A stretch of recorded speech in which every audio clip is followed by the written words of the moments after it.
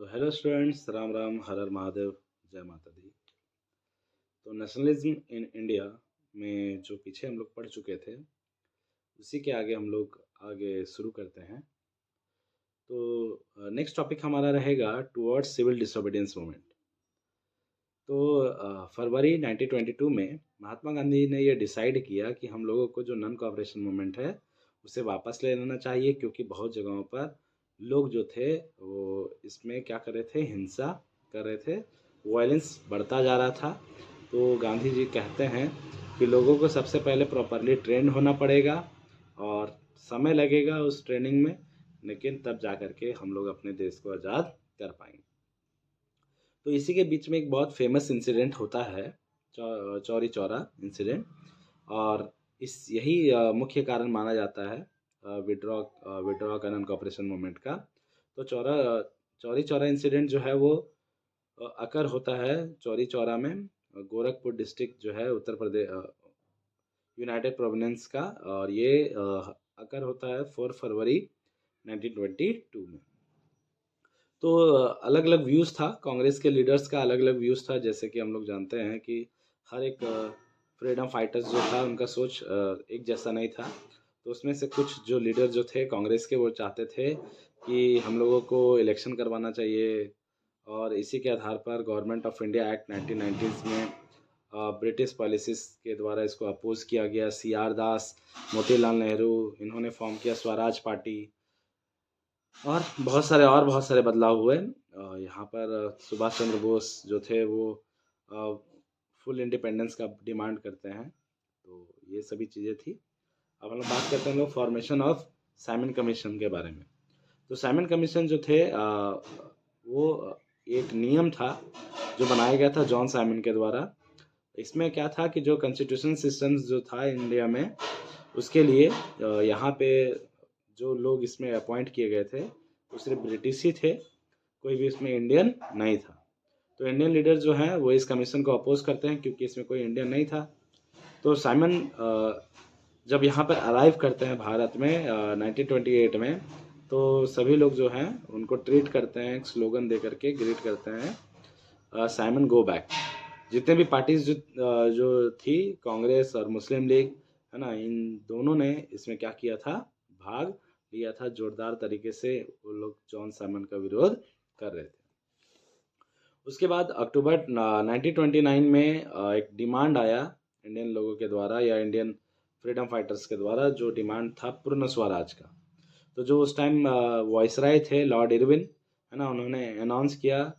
साथ ही साथ भारत में एक इन लोगों को इनवाइट किया राउंड टेबल कॉन्फ्रेंस के लिए, हाँ, जिसमें ये लोग फ्यूचर में हमारा कॉन्स्टिट्यूशन कैसा होगा उस पर डिस्कशन करने के लिए बुलाया गया। तो इन दिसंबर 1929 में जो presidency of Jawaharlal Nehru, Lahore Congress formalise the demand of Purna Swaraj. ये लोग बोलते हैं कि हमें आप आप लोगों के अकॉर्डिंग हमारा संविधान होना नहीं चाहिए, हमें क्या चाहिए, हमारे देश को पूर्ण आज़ादी चाहिए, जिस प्रकार से हम संविधान बनाएंगे उस प्रकार से होना चाहिए। तो उसी समय, है ना, it was declare that 26 January 1930 would be celebrated as Independence Day. तो 26 जनवरी जो है 1930 को जो पूर्ण स्वराज का जो डिमांड था उसको लेकर के यहाँ पर बात किया जाता है कि 26 जनवरी 1930 को हम लोग क्या बनाएंगे, भारत की स्वतंत्रता दिवस बनाएंगे। ठीक है, तो ये डिमांड था, वो डिक्लेयर करता है स्वराज पार्टी कि हमको क्या करना है, आज़ादी चाहिए। उसके बाद आता है हम लोग सॉल्ट मार्च पे। तो गांधी जी का मानना था कि सॉल्ट जो है वो एक बहुत ही इम्पोर्टेंट चीज़ है, एक इम्पोर्टेंट सिंबल है, जिससे हम अपने देश को यूनाइट कर सकते हैं, एकजुट कर सकते हैं। तो 31 जनवरी 1930 में महात्मा गांधी ने एक लेटर भेजा लॉर्ड वही लॉर्ड इरविन को, वायसराय लॉर्ड इरविन। तो इसमें ये क्लेम करते हैं अपने 11 डिमांड, यानी कि 11 मांग होता है गांधी जी का। और इसमें से एक डिमांड जो था वो क्या था, टैक्स को कम करने का, जो सॉल्ट पे लगा गया था। तो the tax on the salt and the government monopoly over its to the production of reveal most cruel side of British. क्योंकि सॉल्ट भाई उसको सब यूज़ करता है, कॉमनली अमीर से गरीब लोग सब लोग यूज़ करते हैं। तो इस पर टैक्स जो था वो सही नहीं था। तो इरविन जो थे was not ready to talk about the upon the demand, तो वो नहीं चाहते थे कि गांधी जी की 11 डिमांड पर बात किया जाए। तो this Gandhi ji took the decision to launch the movement. इसी के आधार पर गांधी जी ने लॉन्च किया, एक आंदोलन फिर से शुरू किया। तो गांधी जी और अपने 78 फॉलोअर्स के साथ गांधी जी ने सॉल्ट मार्च शुरू किया साबरमती आश्रम से 12 मार्च 1930 में फॉर डांडी। डांडी के लिए कोस्टल टाउन ऑफ गुजरात, जो क्या है गुजरात का एक कोस्टल तटीय शहर है।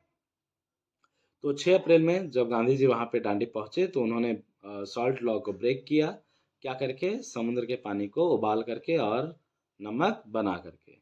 और यही जो है वो बिगनिंग कहलाता है सिविल डिसोबीडियंस मूवमेंट का। अब सिविल डिसोबीडियंस मूवमेंट में और क्या क्या हुआ, तो फॉरेन क्लोथ्स का बाइकआउट किया गया, जो पीजेंट जो थे उन्होंने रिफ्यूज़ कर दिया टैक्स देने से, और साथ ही साथ बहुत सारी जगहों पे फॉरेस्ट पीपल ने भी फॉरेस्ट लॉ को एबोलाइज किया। अब नेक्स्ट में बात करते हैं ब्रिटिश गवर्नमेंट जो है वो जब इस तरह से उग्र आंदोलन होता देखती है तो ब्रिटिश जो लीडर्स ब्रिटिश जो पुलिस जो थी वो बहुत सारे लीडर्स को, हमारे इंडियन लीडर्स को अरेस्ट करना शुरू कर दी। अब इसका इम्पैक्ट क्या हुआ कि जब सिविल डिसोबीडियंस मूवमेंट हो रहा था तो जो पीसफुल सत्याग्रही जो थे उन पर हमला किया गया पुलिस के द्वारा, वुमेन्स पर हमला किया गया, चिल्ड्रंस पर भी मारा गया उन लोगों को, और अप्रॉक्स 1 लाख लोगों को उस टाइम अरेस्ट भी किया गया। अबुल गफर खान को भी अरेस्ट किया गया अप्रैल 1930 में। और बहुत सारे और जो इंसिडेंट जो थे वो पेशावर में भी घटित हुए। और इस सिचुएशंस को देखते हुए फिर से गांधी जी को फिर क्या करना पड़ा, मूवमेंट को कॉल बैक करना पड़ा, कॉल ऑफ करना पड़ा, यानी कि बंद करना पड़ा।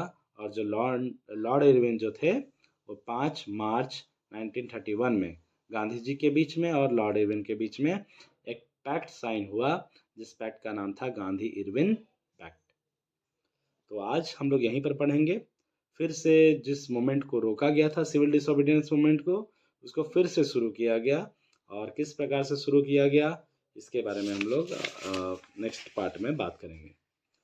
तो have a nice day, bye bye.